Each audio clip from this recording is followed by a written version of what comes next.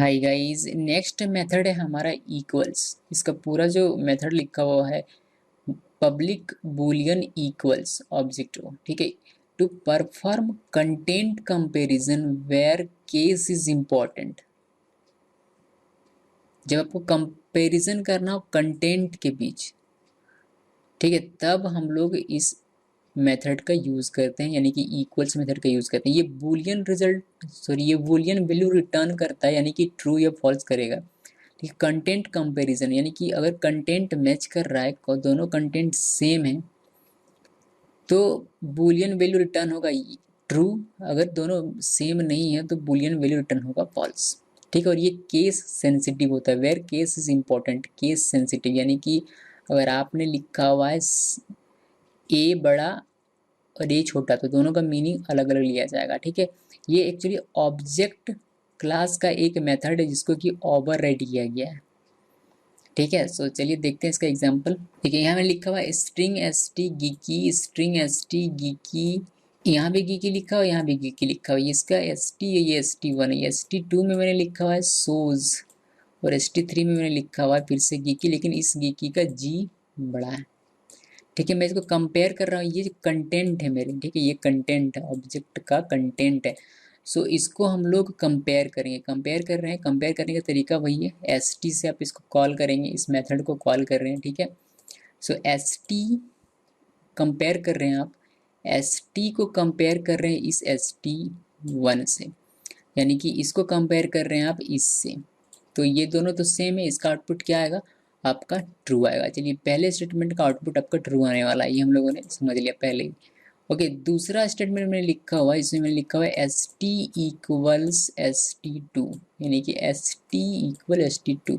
इन दोनों के कंटेंट के बीच कंपेरिजन किया जाएगा। क्या दोनों कंटेंट सेम है? नहीं है, ये तो ना तो केस वाइज सेम है और ना ही पूरा का ये तो पूरा का पूरा कंटेंट ही अलग है। तो इसका जो सेकंड, ये जो इसका जो प्रिंट होगा बोलियन, जो इसका रिटर्न होगा वो क्या होगा, फॉल्स होगा। ठीक है, थर्ड में आते हैं, third system output print ln में हम लोग आते हैं। इसमें मैंने लिखा हुआ है ST इक्वल्स ST3, यानी कि इसको इससे कंपेयर किया जाएगा, इसके कंटेंट को इसके कंटेंट से कंपेयर किया जाएगा। यहाँ भी गीकी लिखा हुआ है, यहाँ भी गीकी लिखा हुआ है, लेकिन यहाँ का G कैपिटल है और यहाँ का G स्मॉल है, तो केस सेंसिटिव होता है। ये इक्वल्स जो है वो केस सेंसिटिव होता है, ये केस को भी ध्यान में रख के कंपैरिजन करता है। तो ये दोनों डिफरेंट माना जाएगा और इसमें भी आपका आउटपुट आएगा फॉल्स। ठीक है, आप यहाँ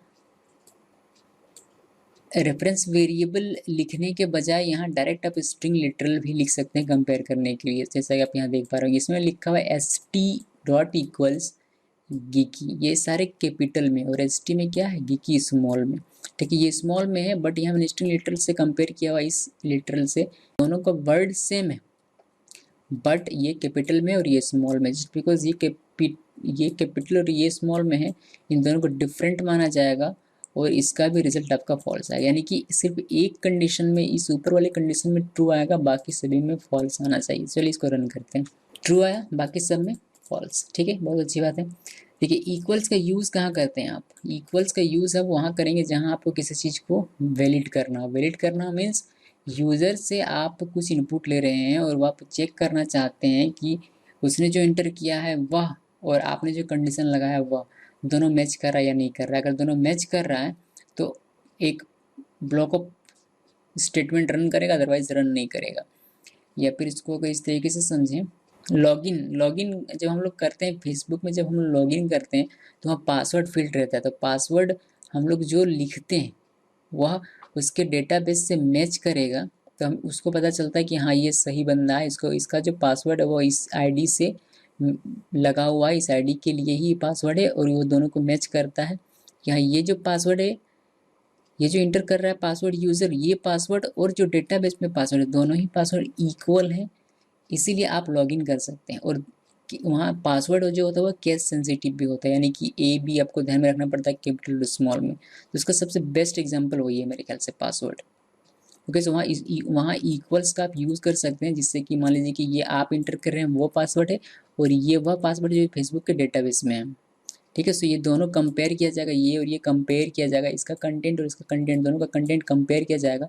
अगर दोनों ही इक्वल पाए जाते हैं तो आपको लॉगिन करने का परमिशन मिलेगा, अदरवाइज आपको परमिशन नहीं मिलेगा। तो उस सिचुएशन पर आप इक्वल्स का यूज़ कर सकते हैं अच्छी तरीके से। Okay, so thanks for watching.